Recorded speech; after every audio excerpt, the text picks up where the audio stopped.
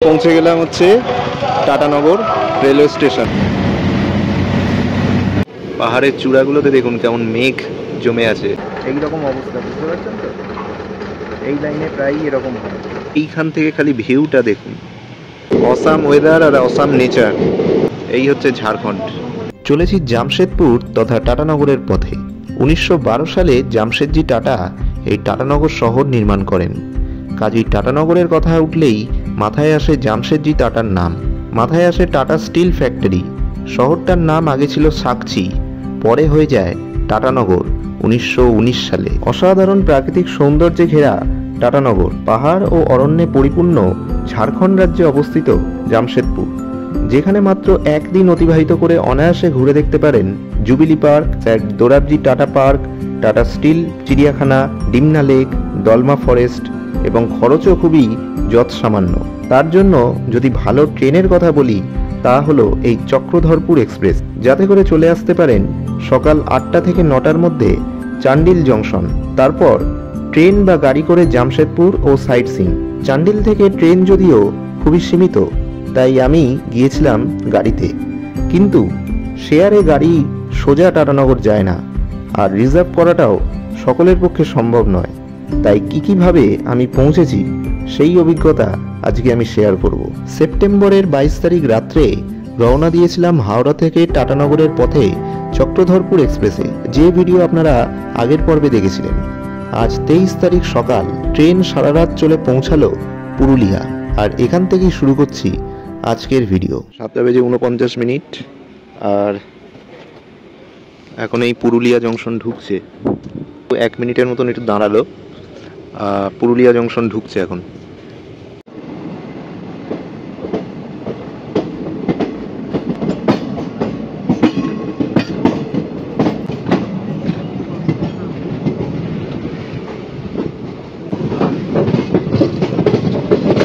ঢুকলো পুরুলিয়া জংশন।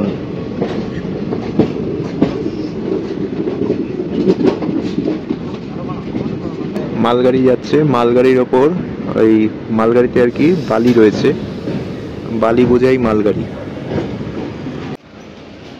প্রচুর লোক পুরুলিয়াতে নেমে গেছে। এরপর এই পুরুলিয়ার পর ওই যে যখন ওই বরাভূম স্টেশনটা আসবে সেইখানেও কিন্তু প্রচুর মানুষ নামবে। এই পুরুলিয়া স্টেশনটা একটুখানি দেখে নিন কেমন। প্রচুর মানুষের ভিড় দেখতে পাচ্ছেন এই পুরুলিয়া জংশনে, কিন্তু প্রচুর মানুষ ডেলি যাতায়াত করে। মানে এখান থেকে খুব ভালো ট্যুরিস্ট স্পটগুলো যেগুলো রয়েছে পুরুলিয়ার, সেগুলো কিন্তু এখান থেকে দেখতে পারেন, বা বরাভূমে নেমেও কিন্তু অনেকে দেখতে যায়। ঘড়িতে এখন সময় 7:58, আর পুরুলিয়া থেকে এখন আমাদের ট্রেন ছেড়ে দিল। এই 7:58 কিন্তু আমাদের চান্ডিল জংশন পৌঁছে দেওয়ার অফিসিয়াল টাইম।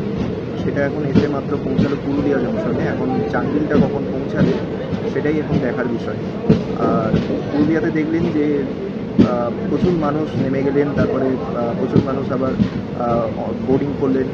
আর এরপর আবার যখন বরাভূম আসবে তখনও কিন্তু সেখান থেকেও মানুষজন ওঠানামা করবেন, কারণ পুরুলিয়ার বরাভূম দুটো স্টেশন থেকেই কিন্তু প্রচুর ট্যুরিস্টরা কিন্তু এখানে নেমে যে ট্যুরিস্ট স্পটগুলো আছে সেগুলো দেখতে যান।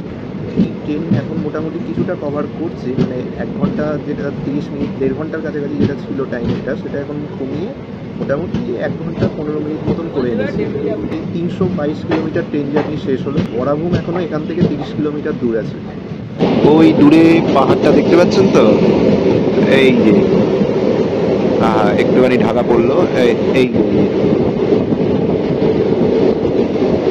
এই হচ্ছে পাহাড়। অসাধারণ প্রাকৃতিক সৌন্দর্য, আর দেখতে বুঝতে পারছেন যে কেমন মেঘাচ্ছন্ন হয়ে আছে। মনে যেন হচ্ছে যে বৃষ্টি নামতে পারে। পুরুলিয়ার ট্যুরিস্ট স্পটের কথা যদি বলি তা হলো অযোধ্যা পাহাড়, জয়চণ্ডী পাহাড়, যেগুলো এখানকার গুরুত্বপূর্ণ পাহাড়। এছাড়াও আছে বরন্তি, গড় পঞ্চকোট, দেউলঘাটা, সীতাকুণ্ড, মুরারি ড্যাম, সাহেব বাঁধ, যা কিনা পরিযায়ী পাখিদেরও আশ্রয়স্থল। সেপ্টেম্বর থেকে ফেব্রুয়ারি পুরুলিয়া ভ্রমণের জন্য অনুকূল সময়। ঢুকছে উর্মা।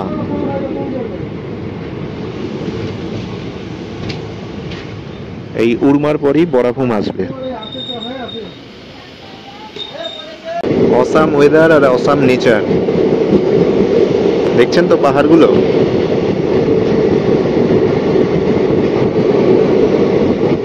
এই হচ্ছে পুরুলিয়া।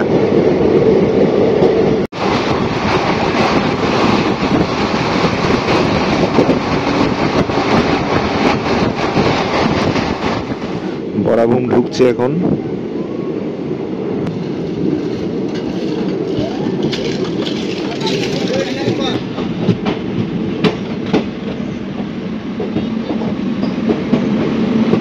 ঢুকে গেল বরাভূম। এই যে বরাভূমে দেখতে পাচ্ছেন মোটামুটি অনেক লোক নামছে।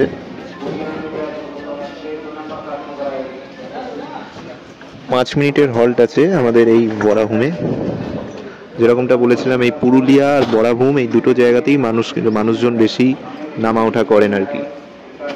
এখনো 1.5 ঘন্টা মতন লেটেই চলছে।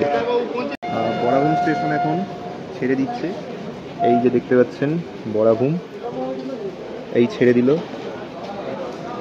নির্ধারিত সময়ের থেকে এখন তো মানে 7:09-তে পৌঁছানোর কথা, পৌঁছালো হচ্ছে 7:38, প্রায় হচ্ছে ওই 1.5 ঘন্টা লেট। তারপরে এখানে মোটামুটি ওই 5 মিনিটের কাছাকাছি হল্ট ছিল। তারপর ট্রেন ছেড়ে দিল। এবারে চান্ডিল কখন পৌঁছায় দেখি। এখনও তো মোটামুটি যতদূর মনে হয় 1 ঘন্টার কাছাকাছি লাগবে। আর যদি দেখাই যে মোটামুটি বৃষ্টিপাত ভালোই হয়েছে। ট্রেনটার ভেতরটা আপনাদেরকে দেখাচ্ছি, দেখবেন যে কেমন ফাঁকা হয়ে গেছে ট্রেনের কোচ। কারণ পুরুলিয়াতে মানুষজন নেমে গেছেন অনেক, এই বরাভূমেও মানুষজন নেমে গেছেন।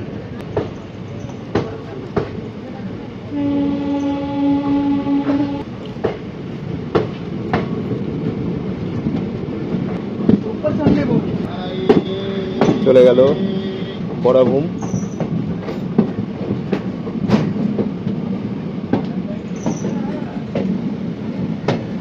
এবার আপনাদেরকে এই কোচটা পুরো দেখাচ্ছি, দেখবেন যে কেমন খালি হয়ে গেছে। এই হচ্ছে আমাদের যে কোচটা, এই দেখুন কেমন ফাঁকা হয়ে গেছে। এই দেখুন লোকজন নেই, একদম ফাঁকা। কালকে আমি এই মানে আমার বারটা সেইভাবে দেখাতে পারিনি, মানে অন্ধকার হয়ে গেছিলো বলে। তো এই হচ্ছে যে আমার আপার বার্থ, লোয়ার মিডিল যেমন থাকে, ওপর দিকে চার্জিং পয়েন্ট রয়েছে, মিরার রয়েছে, সব কিছুই আছে ঠিকঠাক। এইটা হচ্ছে সাইড লোয়ার, এখানে ছিলেন একজন, চলে গেছেন এখন, এই জন্য আমি এখানটায় বসে আছি। বাইরে থেকে এই ভিউটা এরকম। ট্রেন এখন এসে পৌঁছালো বিরামডি। আর আমাদের এই ট্রেনের যাত্রাপথের মানে ওয়েস্ট বেঙ্গলের যে লাস্ট যে স্টেশন সেটা হচ্ছে এই বিরামডি। এরপরে যে নিমডি বলে জায়গাটা আসবে, নিমডি স্টেশন, সেটা কিন্তু আমাদের ঝাড়খণ্ডে পড়বে। বিরামডি স্টেশনটা খানিকটা এইরকম। এখনও ওয়েস্ট বেঙ্গলের মধ্যেই আছি। আর এই বিরামডি কভার করার পর যখন নিমডি আসবে তখন আমরা ঝাড়খণ্ডে ঢুকবো। নিমডির পরে আমাদের যে চান্ডিল জংশন সেটা আসবে। আরেকটা ব্যাপার হচ্ছে যে চান্ডিলে নামার পর সেখানেই কিন্তু আমাকে থেমে গেলে হবে না। চান্ডিল থেকে আবার আমাকে যেতে হবে টাটানগর, কারণ টাটানগরই কিন্তু আমার অ্যাকচুয়াল কাজ আছে। এবার ওই টাটানগরে যেতে গেলে কী উপায়? দুটো উপায় আছে, একটা হচ্ছে রেলপথ আর একটা হচ্ছে সড়ক পথ। টাটানগরে যাওয়ার জন্য চান্ডিল থেকে পাস করে এমন বেশ কয়েকটা মেমু এক্সপ্রেস ট্রেন আছে, সেগুলো যদি আমি পেয়ে যাই মোটামুটি ওই 30 টাকা ভাড়া দিয়ে পৌঁছে যেতে পারবো। আরেকটা হচ্ছে সড়ক পথ, দেখতে হবে কোনো যানবাহন ব্যবস্থা ঠিকঠাক আছে কিনা, তাহলে যদি পেয়ে যাই তাতে করেই চলে যেতে পারি। সময়টা কিছুটা হলেও বাঁচবে, কারণ ট্রেনেতে কিছুটা সময়টা বেশি লাগে আর কি। তো দেখা যাক কখন চান্ডিলে পৌঁছাই, তারপর সেখান থেকে পরিস্থিতি বুঝে টাটানগরে যাওয়ার ব্যবস্থা করব। এই যে নিমডি পৌঁছে গেল, আর এইখানেই হচ্ছে আমাদের ঝাড়খণ্ড চলে এলো। এরপরের স্টপেজ হচ্ছে আমাদের চান্ডিল জংশন। এবার ব্যাপারটা হলো, নিমডিতে সেই কখন থেকে দাঁড়িয়ে আছে, 10 মিনিট হয়ে গেল, এখনও ছাড়ছে না। ছেড়ে দিল চান্ডিল। মোটামুটি যেখানে 1-2 মিনিটের হল্ট, সেটা টানলো হচ্ছে 15 মিনিট। 9টায় এসেছে, 9:15-তে ছাড়লো।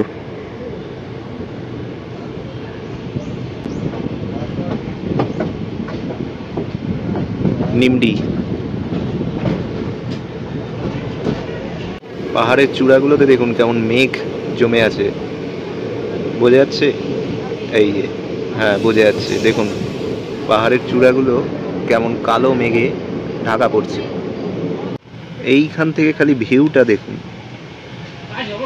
দেখুন কি অপূর্ব সৌন্দর্য, সবুজ, ওইদিকে পাহাড়, পাহাড়ের ওপর মেঘ, অসাধারণ এই সৌন্দর্য। চান্ডিল ঢুকবে,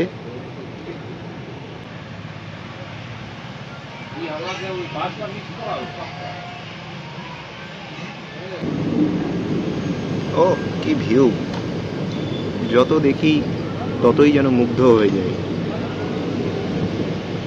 দারুণ। এই হচ্ছে ঝাড়খণ্ড।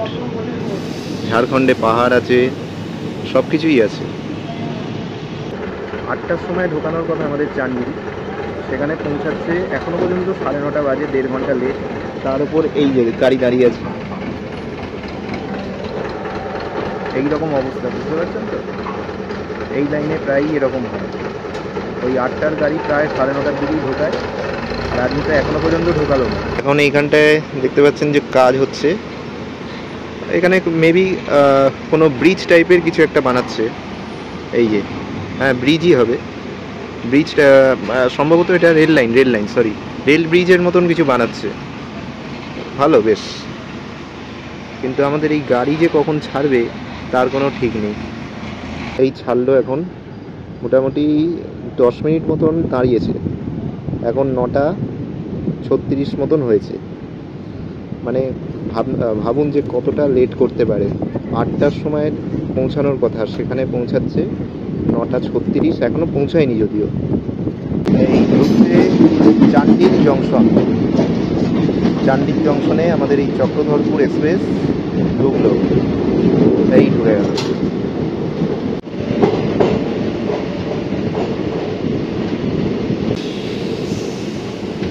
এই আমাদের চান্ডিল জংশন, আমাদের ডেস্টিনেশন পৌঁছে গেল। চান্ডিলে পৌঁছে গেলাম।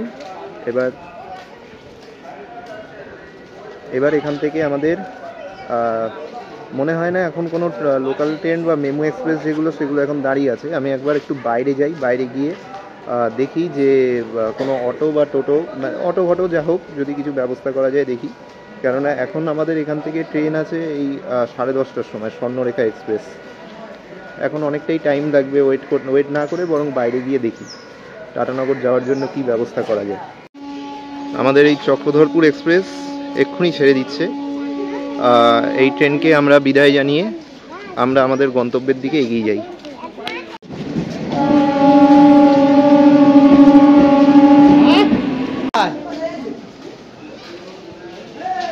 চলে গেছ?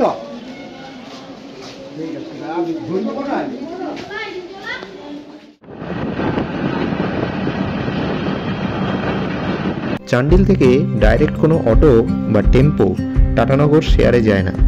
যদি যেতে চান তাহলে রিজার্ভ করতে হবে। ভাড়া লাগে 1000 টাকার মতো। যদি অন্তত 10 জন বা 2-3টে ফ্যামিলি একসাথে বেড়াতে আসেন তাহলে রিজার্ভ করে যেতে পারেন। তবে 1-2 জন আসলে এই আমার মতন শেয়ারে যাওয়াটাই লাভজনক।